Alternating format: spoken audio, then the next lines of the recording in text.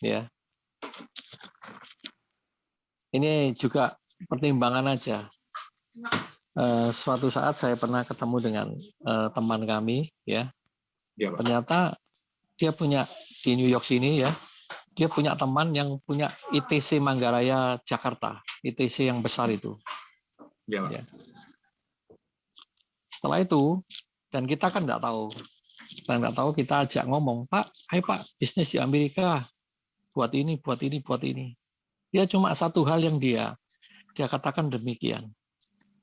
Saya tanya, ini bisnis ini di sini ada apa enggak? Oh, belum ada, Pak. Kita mulai aja, Pak. Kita mulai bisnis ini. Karena saya bilang gini, dengan mudah dia katakan, begini, Pak, kita lebih baik mempelajari bisnis yang di mana ya ada kompetitornya. Mereka lakukan, mereka sudah berhasil eksis, dan kita masuk di dalamnya. Dan banyak peminatnya seperti itu. Dan kita masuk, nah, dan di sana kita tahu bahwa produk ini pasti diminati, ya.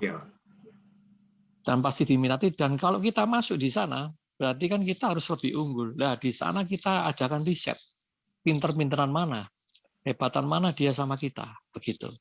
Karena kalau produk baru, memang faktor X-nya lebih banyak, begitu ya. Karena memang tentunya kalau mereka yang punya modal, mereka cuma tanya angka berapa sih keuntungannya, pastinya kan begitu. Ya. Dan bos besar ini ngomong seperti itu, dia punya beberapa mall di Jakarta. Sudahlah, kerja cari yang ada kompetitornya aja, cari yang di mana mereka sudah bekerja dan mereka sudah berhasil, dan kita masuk di sana. Itu yang terbaik. Jadi artinya apa? Ya seperti cungkuk begitu ya. Cina itu kalau mempelajari sesuatu, dia lihat ini barang yang ramai, dia tembak sudah.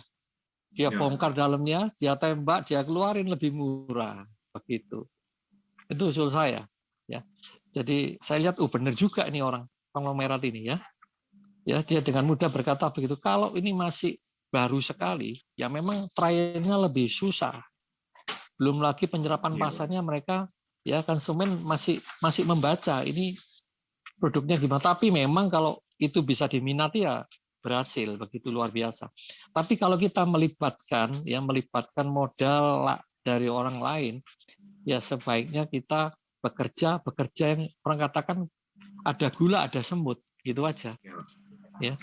Jadi kita lihat, ini produk di tempat saya ini kan pertama kali nih bos saya ya dia buka restoran. Ada sebelumnya itu dia restoran sushi Jepang, itu booming, dia sampai punya 29 restoran di Amerika. Ya, Anda tahu restoran di sini itu tidak main-main. Satu restoran bisa bangun 5 juta US dollar, artinya hampir ratusan miliar kalau di Indonesia satu restoran itu. Ya, karena Amerika kan beda yang nilai tanahnya, dan mereka sampai punya 29 restoran sushi. Setelah itu lama-lama banyak yang masuk, ya. Wah, mereka juga berjuang semua. Ya. Akhirnya persaingan terjadi ketat, ya. Bos saya ini akhirnya mengalami ya namanya gula, banyak semut, ya pasti ada pembagian, ya pembagian keuntungan berkurang pasti, tapi dia tetap eksis, dia bertahan sampai sekarang masih oke, masih jalan baik. Nah setelah itu baru dia punya modal, dia kembangkan ke seafood ini, ya. Dan ini hal yang baru, tapi dia sudah riset memang ya, dia berani. Nah karena dia sudah ada modal, dia kembangkan, ya. Nah ini mulai juga digemari. Jadi memang kalau kita kembangkan sendiri, ya kita harus punya modal, ya. Tapi kalau memang join itu memang sulit. Karena apa? Mereka mesti tanya hasilnya aja. Ya, dia tahu berapa nilai, berapa labanya, dia nggak mau tahu. Kadang-kadang malah mereka ngomong, sudah saya nggak mau tahu, tak kasih modal, pokoknya kamu kasih keuntungan saya seperti ini. Dia nggak mau tahu lagi soal faktor X, ya. Tapi kalau yang sudah ada tadi seperti restoran sushi ini, dan di New York ini banyak, mereka buka semua, rata-rata mereka ramai semua, begitu. Karena apa? Ya kan sudah ada contohnya, lebih mudah begitu ya. Memulai sesuatu kalau sudah ada yang ngawali, kita lebih mudah, tinggal kita menambahkan hal-hal yang belum mereka miliki, kita tambahkan.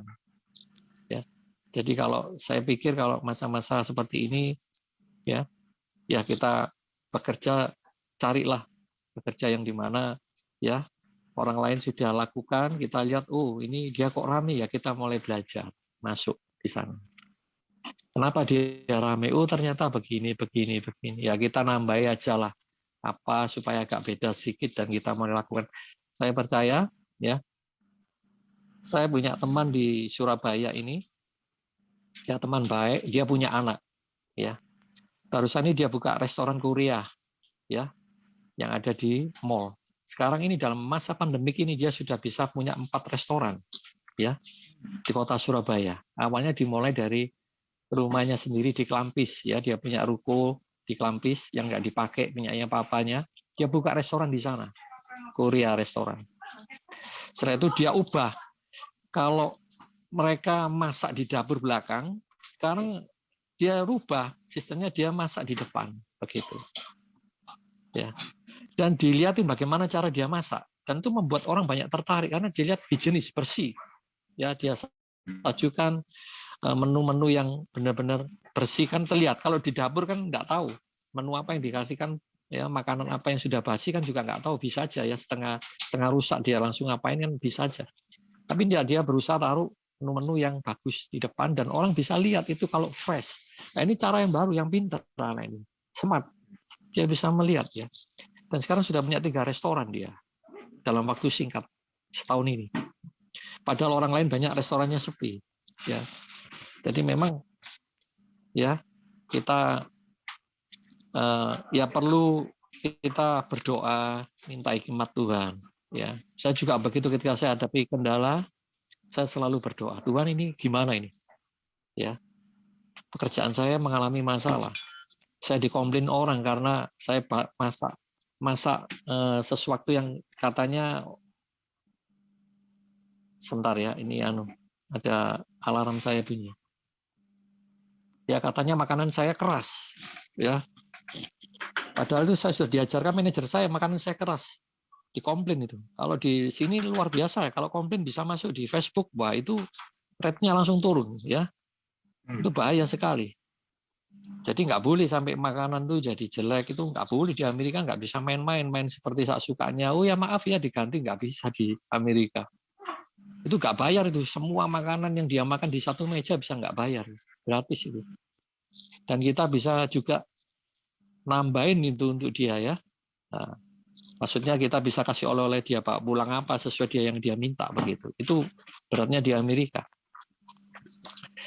Ketika saya dikomplain, ya saya kan nggak bisa ngomong ya, manajer saya ngajari seperti itu, manajer chief ya.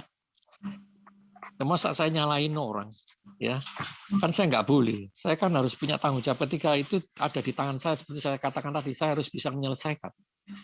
Siap. Ya, saya bilang, saya ditegur sama pemiliknya, bosnya. Pak Irwan ini apa ini? Tadi komplain, kenapa? Ya ini lobster tailnya kok katanya keras. Loh, saya sudah masak seperti biasanya. Masa saya ngomong, iya yang ngajari kan itu Pak. Wah ini kan nggak benar saya. Jadi orang adu domba ini ya, cari enaknya aja. Nggak bisa itu. Kalau kita mau jadi integritas, kita harus, oh ya siap, saya cari sampai di mana ini. Ya. Nah setelah itu saya belajar. Oh berarti saya waktu ngangkat itu makanan itu terlambat. Nggak lama, cuma 1 menit aja terlambat, sudah beda rasa, sudah beda kekerasan kenyalanya begitu. Ya. Jadi saya angkat dan akhirnya benar. Setelah itu rame ini, tambah naik. Biasanya beli ini katakan berapa satu hari omsetnya 30 katakan, ini bisa naik sampai 60, bisa naik sampai 100 kali lipat menaikkan makanan yang ya. Jadi ini seperti itu. Ya, jadi perlu kita berdoa. Saya doa, Tuhan gimana ini Tuhan? Saya dikomplain enggak enak ini. Bos lagi ngomplain. Kalau saya salahin manajer ya bisa. Saya diajarin manajer begini gini ya. Kasihan manajer kan. Dia sudah ngajarin kita, ya atau kita harus mengembangkan gitu. Akhirnya ya puji Tuhan. Ada perbaikan di sana. Ya. Jadi perlu berdoa. Perlu doa, Tuhan tolong. Kalau kita punya integritas, pasti sesulit apapun keadaannya. Seperti Koko sampaikan tadi, pasti ada jalan keluar. Ya, makanya libatkan Tuhan dalam segala sesuatu. Ya, jangan cepat putus asa. Mungkin kalau sekarang kita lagi melakukan suatu produk yang baru, ya jangan pernah juga takut. Ya, percaya Tuhan, saya lakukan ini untuk masa depan saya. Apa-apa yang tersembunyi Tuhan singkapkan. Karena kan kita punya Tuhan yang luar biasa. Ya, Dia sanggup memberikan kita jalan keluar. Itu saran saya. Ya, Tuhan Yesus memberkati. Ya. Mantap. Jawabannya akurat sekali ya. Libatkan Tuhan dalam segala sesuatunya ya. Ayo satu lagi nih. Siapa ini? Ya. Mumpung ada ini. Ini Pak Stanis yang jago bisa ini. Mungkin bisa ngasih apa? Oh ya, oke. Bye-bye saya.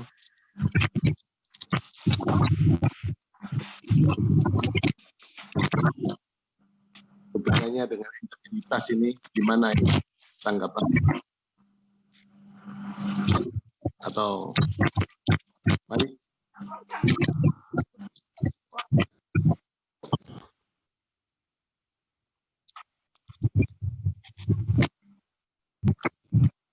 Iya.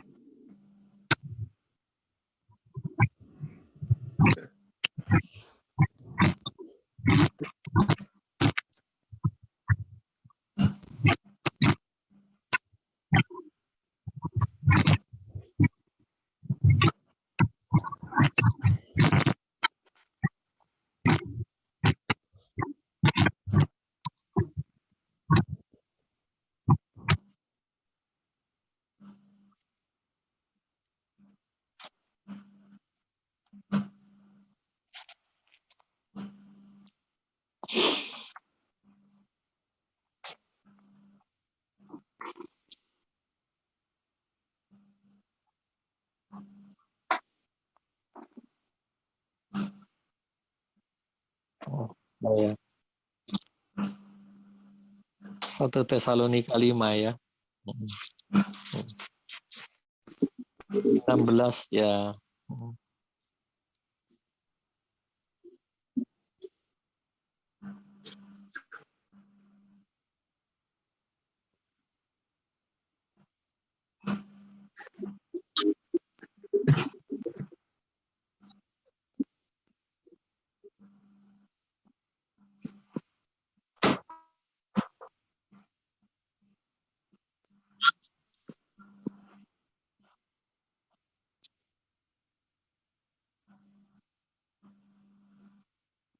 Iya. Ya, jadi gini, memang ya thank you. Jadi begini, hidup ini kalau kita dekat sama Tuhan, ya. Yang pertama pagi hari usahakan untuk bangun pagi, jangan lihat HP-nya dulu, ya. Nanti lupa doa, lupa baca firman. Biasa kan lihat WA, ada berita apa hari ini, langsung lihat ya.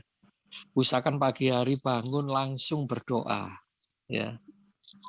Setelah itu berdoa, ya, doakan semua keluarga, ya, teman-teman yang Anda ingat, ya, teman-teman gereja, juga di chapter-chapter seperti ini kita doakan, ya.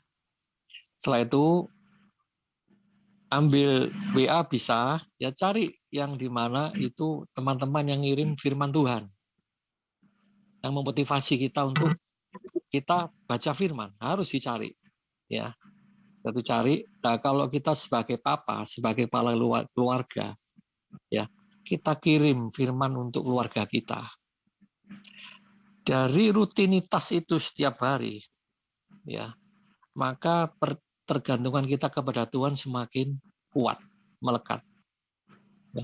Dan dampaknya itu ketika kita seperti itu, ketika kita mengalami persoalan hari itu, kesulitan hari itu, Roh Kudus akan berbicara dengan jelas dalam hidup kita. Gak usah takut, gak usah khawatir. Segala sesuatu ada masanya, ada waktunya. Nah, itu akan berbicara banyak. Mungkin ya Nggak usah takut, kadang-kadang Tuhan ngomong, akulah Tuhan yang akan menolong kau. Karena apa? Kedekatan kita dengan Tuhan itu yang membuat kita itu stabil emosi kita, ya, stabil emosi kita, ya, stabil cara berpikir kita, ya. Dan itu yang membuat firman Tuhan itu tadi. Saya selalu begitu, pagi saya kirim firman Tuhan, saya kirim ke gereja saya yang lama, ya, di Surabaya.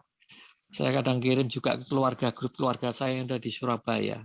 Karena apa? Itu memotivasi, termasuk saya sendiri, ya, untuk apa? Mendatangkan sukacita tadi. Nah, seringkali iman kita naik turun, kita tidak bisa terima sukacita karena kita lebih melihat persoalan kita hari ini.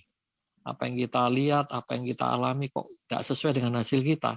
Kita jadi apa itu? Jadi khawatir, takut, dan ketakutan itu yang membuat kita, ya, dampaknya banyak, bisa emosi, ya, bisa nggak mood lagi. Jadi ya nggak ada cara lain.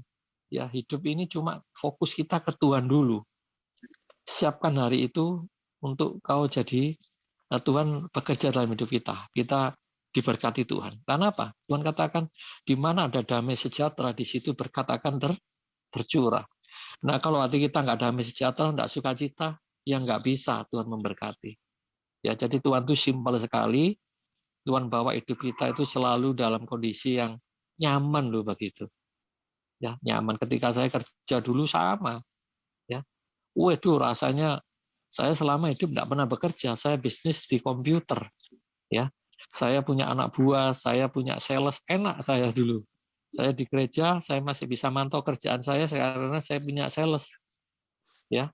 Saya duduk di bangku gereja, tapi karena anak-anak ingin bawa saya pindah, ya akhirnya saya ikutin anak-anak saya, ya, sama istri saya, Pak pindah aja Pak, nanti ya udah saya ikutin aja, karena buat saya pelayanan itu banyak tempatnya, ya, dan jemaat di Indonesia masih berharap nanti kalau sudah selesai Pak dengan dampingi anak-anak mungkin 3-4 tahun 5 tahun lagi Pak kembali, ya oh iya saya siap, saya nggak masalah, ya. Jadi seperti itu. Jadi sukacita itu, damai sejahtera itu yang akan mengurai masalah kita, ya. Jangan dibalik, Tuhan nanti Tuhan kamu nggak bisa ini, Tuhan tak selesaikan dulu baru saya bisa ibadah, saya bisa nyaman tenang, nggak bisa, ya. Ya saya memberkati, ya. Jadi harus dari kita harus hadirkan dulu kerajaan surga, ya. Tuhan katakan datanglah kerajaanmu di bumi seperti di surga, ya. Jadi Tuhan tuh hadirkan dulu, maka segala sesuatu yang tidak mungkin jadi mungkin. Saya juga tidak mungkin. Saya dari kecil paling tidak suka namanya dapur, saudara. Ya, dapur itu paling saya nggak suka. Ketika saya ditaruh namanya orang bekerja di luar negeri mau pilih-pilih, ya saya pikir nggak apa-apa, cari pengalaman mau di dapur di mana aja saya siap lah. Saya sudah doa sama Tuhan. Ya, nah itu prinsip saya. Jika saya taruh di dapur, ya, saya kan orangnya tidak suka amis, tidak suka kotor, ya. Di dapur kan banyak itu barang-barang mentah semua itu. Itu kan bergejolak, ya. Gejolak hati saya. Aduh Tuhan, ini karena anak-anak ngajak di sini, saya masuk dapur. Tapi Tuhan ngomong apa? Yo, yang mau kan kamu, bukan saya. Ya sudah jalani aja. Nah itu Tuhan mengingatkan saya kembali. Yang mau pindah sini itu kan bukan bukan saya, bukan Tuhan, kan kamu. Ya kamu tak kerjaan, tak kasih kerjaan. Saya ngerti, oh ini dari Tuhan. Ya saya tahu, saya tekuni. Terima kasih Tuhan, saya bersyukur, terima kasih, saya diingatkan. Ya, nah itu fungsinya kedekatan kita dengan Tuhan. Ya, nah akhirnya dalam waktu 1 tahun lebih aja, saya sudah bisa jadi kepala chief di sana. Ya chief. Ya jadi apa-apa, bos cari saya. Kalau beli ini, Pak ini gimana Pak? Untuk konsumer, ya seperti itulah. Jadi hadirkan Tuhan dulu, jangan lihat masalahnya, ya. Kalau Anda lihat masalahnya, pasti ya berkat tidak turun. Karena Tuhan katakan di mana ada damai sejahtera, di mana ada kerukunan, di mana ada sukacita, di situ berkat tercurah. Ya, damai aja lah. Ya, tenang aja, masalah apa Tuhan, saya percaya kamu tetap akan menolong saya. Yaitu Itu apa yang saya dapat ya. Ya, mungkin bisa jadi masukan lah, walaupun tidak semuanya mungkin benar ya, tapi oke lah, saya yakin itu yang terbaik yang saya dapat pengalaman, saya bagikan. Ya, Tuhan Yesus memberkati. Thank you. Ya, sama-sama. Thank you. Ya. Ya, saya punya teman itu ya. Saya membayangkan Pak Irwan ini kerja, dia kan nggak suka amis terus taruh di tempat amis itu. Dan dia mau tetap terus. Akhirnya adalah hasil. Nah, saya punya teman itu gitu. Dia itu nggak suka makan daging. Makanannya itu seperti udang, kepiting itu makan. Tapi daging, darah, apa itu dia nggak mau. Sampai akhirnya dia pergi ke Jepang. Jangan sama gitu, ditaruh di tempat potongan sapi. Darah dia minta nggak kuat, balik di Indonesia.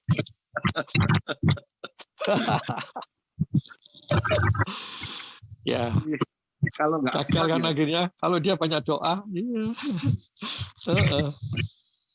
iya. Mestinya dulu sama Pak Irwan, tanya dulu sama pendeta dulu baru berangkat ke Jepang mestinya. Jadi akhirnya Adi, itu yang baunya amis tuh banyak uang ya Pak Adi? Iya. Ya, memang. Jadi kalau udah punya ya itu malam hari ini tidak kebetulan kita bisa bersama-sama mendengarkan dari Pak Irwan ini ya. Biar ini menjadi kekuatan buat kita semua. Ayo tetap terus cakap, rajin ya, terus mampu menganalisa dan banyak hal yang sudah kita pelajari malam hari ini. Ya, waktu terus berjalan dan cukup malam ya, jadi mungkin kita akan akhiri Zoom kali ini. Istirahat ya teman-teman yang ada di Surabaya. Ya. Masih banyak untuk Pak Irwan. Jangan kapok Pak, nanti kita undang Thank you, lagi. sama-sama. Ya, siap ya, siap. Oke. Ya. Pak Div, satu lagu pujian. Pak Irwan tutup dalam doa berkat ya Pak Irwan ya, doa berkat untuk kita semua. Mungkin teman-teman, thank you Pak, ya siap. Teman-teman siapa ya yang mau perlu didoakan, mungkin ada pertanyaan atau apa, Pak Eri itu ya pasti ya Pak Eri, kita doakan nanti Pak Eri, tolong Pak doa Pak Eri nanti. Mungkin teman-teman yang lain yang perlu didoakan, minta doakan. Jauh-jauh dari New York datang ini tuh Zoom ini ya.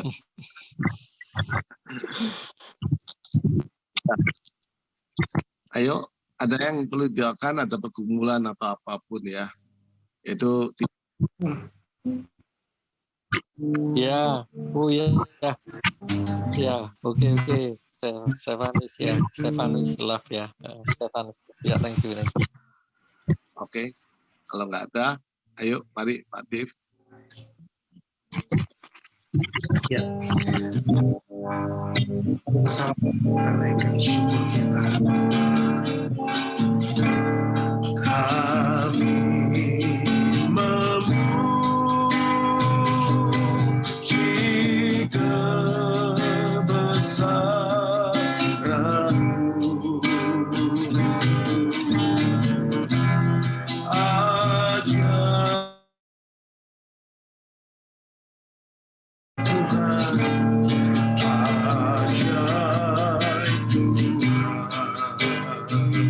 Kami memuji-Mu, kami